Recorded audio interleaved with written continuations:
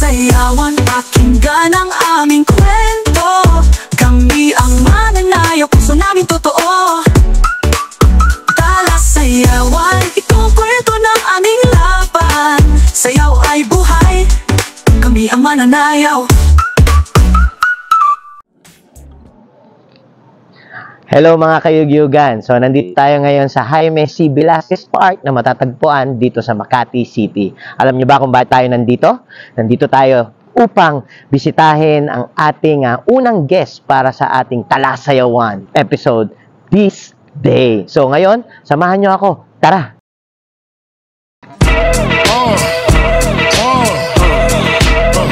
Come on. Hot, sicker than your average. Pop a twist cabbage off instinct. Niggas don't think shit stink. Pink Gators, my Detroit players. Tim's for my hooligans in Brooklyn. Dead right, if the head right, Biggie there, air night. Papa been smooth since days of under rules. Never lose, never choose to. Bruce Cruz who? Do something to us. Talk go through us. Girls want to us, wanna do us. Screw us, who us? Yeah, Papa and Pump. Okay mga kayugyugan, so nandito tayo ngayon kasama na ang ating special guest para sa ating unang episode ng Talasayawan. Hindi ko na pahahabain pa ang aming kaibigan, kapatid, Paul Ligayo. Yes, thank you. Hi everyone. Ang purpose ng Talasayawan segment is para may pakita natin sa mga tao na ang pagsasayaw ay hindi basta-basta. Yes. It can help sa ating pamumuhay or sa ating status or something like that. Gusto natin ipakita sa tao na sino nga ba si Paul Ligayo? Well, una po sa lahat, ako ay tao lamang.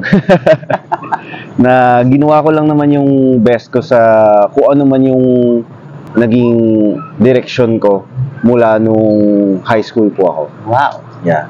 Pero kung pupunta po tayo dun sa kung paano ako nagsimula magsumayaw. Yeah. Dati po kasi hindi ko gusto sumayaw eh. Oh. Kasi lumaki akong homophobic. Kaya kung ano po yung na-associate ko sa pagiging bakla, hindi ko po gusto. Kaya kasi nung maliit na bata ako, lagi akong kinakatcall ng mga matatandang lalaki. Kaya po nagkaroon ako ng parang galit sa mga bakla. Okay. Honest lang po sa honest. Okay. Yun po yung nangyari sa akin nung bata ako. Okay. Kaya po may lumaking galit. Kaya po tas na-associate ko po yung sayaw sa pagiging bakla. Tapos so parang yung lahat ng mga kaibigan ko pala dati na mga lalaki din, tas inaasar ko sila, bakla ka, sumasayaw ka. Ganun. So ibig sabihin, Hater ako, hater. Hindi ka naging into dance kasi ang feeling mo kapag sumasayaw, bakla. Something like that. So, hindi mo siya pinasok dahil ayaw mong maging ganon. Dahil yun yung nasa mindset mo. Totoo po. Yeah. Wow. So, how come na naging ngayon? Kasi, alam naman ng mga kayugyugan natin na isa kang kilala sa industriya ng pagsasayaw. Yes. Not only local, Yes. but international. Kasi, mamaya, malalaman nyo kung bakit, ha? Opo. So, ngayon, ang tanong natin dito, so, syempre, naisabi mo na kung paano ka nagsimula. Sino ang nagbigay sa'yo ng inspirasyon para sumayaw? Meron po akong mga teammates noon. Marami sila. Okay. Ito po yung sa high school pa lang po ako sa Makati po. Nakita kong ginawa nila yung pinaka mukhang lalaking lalaki, which is a flip. Okay. Backflip, backtop. Yun So, po. something So ako like that. para, ang angas nun. Pag inaral ko yun, magkaka-crush sa akin yung mga babae. Basta po, sobrang yabang ko dati. As in, promise. Talaga, parang ganyan talaga eh. Actually, Toxic yung po ako mga yung kabataan dati, kaya sila sumasayaw kasi maraming chicks. Opo. Yun kasi yung talagang mindset ng mga dancers. Kailangan pogi ka, papogi ka. Yes. Pag sumasayaw ako, marami akong chicks sa likod ko. Yun talaga naman actually. Ngayon, ang gusto ko lang naman syempre itanong, nagkaroon ba ng pagkakataon na meron sa yung pumigil or naging rason para huminto ka sa pagsasayaw mo? Ito na po, nangyari na po itong sagot ko, yung isa sagot ko po, ito yung nangyari na after a decade na of practicing dance. Tapos na-realize ko po, nung andun na po ako sa point of career, na nasanay na po ako somehow na mag-compete, both locally and internationally, and also to coach and to choreograph sa iba't iba pong parte ng Pilipinas at ng mundo. Nagkaroon lang po ako ng rabbit hole, kumbaga, yung alam mo po yung isang gabi na parang ito ba talaga yung gusto ko. Gusto ko lang po talaga yung environmental conservation. Bata pa po ako. Sobrang grabe po ako sa nature. Bago pa po ako sumayaw. So, nung na-reach ko na po yung point of ng career ko na po na yun, parang nung nangyari po yung gabi na yun na tinanong ko po yung sarili ko sa lahat, sino ba ako, ano ba talaga gusto ko yun. Parang dumating ka na sa time na parang okay na ako dito. Ito naman, ito talaga gusto kong gawin. Hindi po siya nangyari na parang okay na ako ganun. Hindi, parang marami pong gabi na ganun eh. Talagang pinag-isipan mo. Opo, Parang as in, balik-balik matagal. sa'yo yung katanungan na ito ba talaga ang gusto kong Mga gawin? 2 taon ko po pinag-iisipan yun. So, nabanggit natin, syempre, at totoo naman yan, laging may hadlang. Ako nga, honestly, dyan ang focus ko talaga. Yung hadlang na yan. Kasi, isang naging challenge sa akin yan. Dahil nung bata ako, lumalaki ako, lagi kong maririnig, bakit ka sumasaya? Wala kang mapapala dyan, wala kang ganyan, di ba? Sa'yo naman, ang nangyari sa'yo is yung utak mo na, ito ba talaga ang gusto kong gawin? Okay na ba ako dito? So ngayon, ang gusto kong malaman, is there anything na may pagmamalaki mo na na-achieve mo dahil sa pagsasayaw? Well, hindi naman po ako nagkaroon ng gold medal ever sa international level. Pero po, yung pinaka may papagmalaki ko po is yung connection na meron po ako sa mga naging estudyante ko po sa Indak. Sa pagpatuloy mo mag-compete at nakakatikim ka ng mga medalya po. Hindi siya pumapantay dun sa pagka nakikita mo na pong ginagamit yung skill mo at nakukuha ng isa pang estudyante. Yun pa rin talaga eh. Nakita ka ng isang bagong Paul Ligayo. Opo. Mas achievement yun right? And mas gumagaling sila kaysa sa'yo, para mas natutuwa pa po ako sa gano'n eh. Achievement talaga yun. Opo, Kasi bilang coach, kasi yun ano mo, nakikita mo merong dahilan bakit ka nandito. Yes, yan. Hindi Yes, yung yes. para lang magpa-cute. Opo, mas may internal grabe yung Makes internal. sense. Bilang Paul Ligayo, ano yung magandang words na masasabi mo sa kanila to make them more inspired to dance? Kung mahal mong sumayaw, para siyang hinga eh. Pwede mo siyang gawin kahit saan. Kahit may kasama ka, kahit ikaw lang mag-isa. True. Mamahalin ka ng sayaw kung mahal mo rin siya. At mas lalo pang mamahalin mo yung sayaw dahil it brings you to the right people. Your teammates, your family, yung fam na tawag mo ngayon or yung crew mo na that goes years and years and years. Kayo po, grabe kayo, di ba? Parang years and years kayo pa rin kasi yun yung bond na binigay sa inyo ng pagmamahal ng sayaw. Sa sayaw. Sa long term kasi yun lang talaga eh. Kailangan mo lang embrace. Yes, right? embrace lang Kailangan talaga. mo embrace. And everything will follow. Everything will follow. Anyways, kahit naman saang bagay, pag hindi mo siya in-embrace, hindi mo minahal, Yes. makakaramdam ka ng pagod, makakaramdam ka ng inep, makakaramdam ka ng disappointment. Kasi, wala dun yung passion. Wala Yes. dun yung pagmamahal. So, Yes. alam nyo na, mahalin nyo lang, and then Mahalin everything nyo will follow. Isa pang katanungan, sino na ba si Paul Ligayo ngayon? Okay. So, Coach Reef na po. Bali Coach yung Reef. Yan, yes. tamo. Pati sa pangalan, hindi ko na rin hindi na ako updated. Okay, Coach Reef. Yes, Yan. yes. Thank So, you. ano ang pinaggagawa or pinagkakaabalahan ni Coach Reef? Okay, so si Coach Reef, first and foremost, ginamit ko lang yung unique name ko na binigay sa amin ng mga magulang namin. Coach Reef is a breathwork and performance coach. Yes. So, nagde-design po ako ng mga self-regulation and self-enhancement tools na breathwork para po ma-achieve ng mga tao yung peak performance nila and ma-maintain yun and to achieve their healthiest, most confident self. Alam mo, ikat kita dyan Tama-tama. Dahil alam mo ba, ang topic natin ngayon dito sa Kalasayawan segment natin is about proper breathing. And then, you are a coach of breathwork, Yes. Philippines. Yes. Right?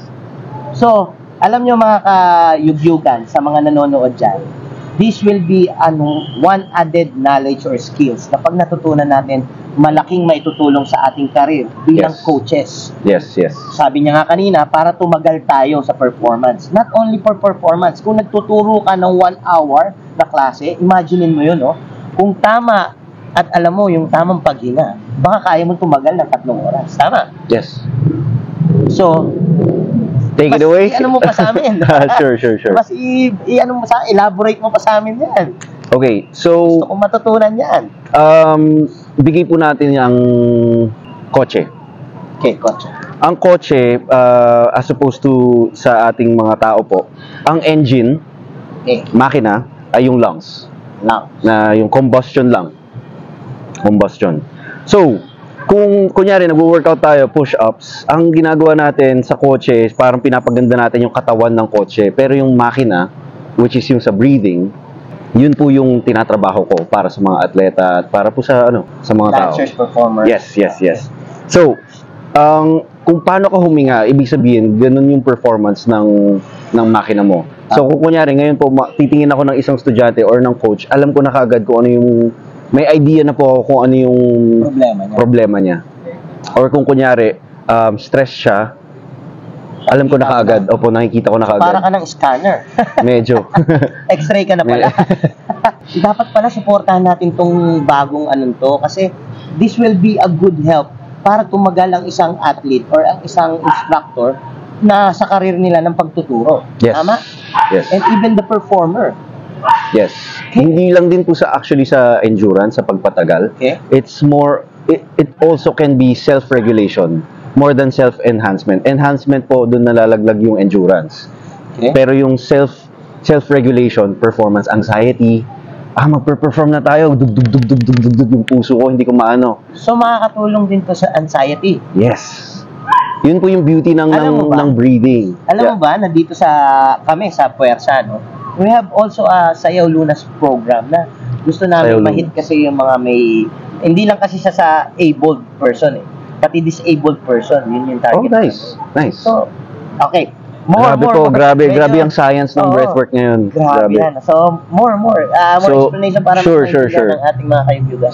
We cannot do anything without the breath. Yeah. We breathe while we do anything. If you try to hold your breath just walking, you're gonna faint. Unless you're doing it for training. What I teach to athletes specifically and for people who have anxiety, asthma, who can't sleep, yung mga stress, tapos yung mga nag-jitters, yung mga trauma din, at saka depression. Basically, sinasanay lang po natin sila doon sa tinatawag na air hunger.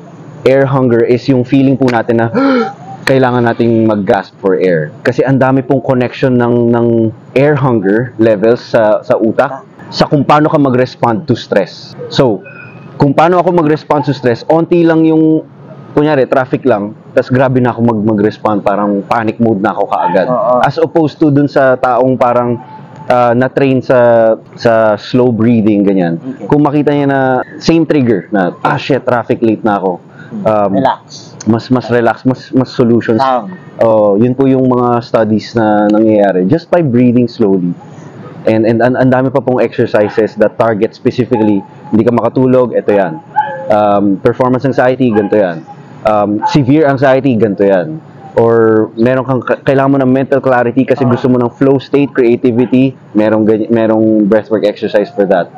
Kasi very big po ang breathwork sa neurology and physiology. Yun lang siya.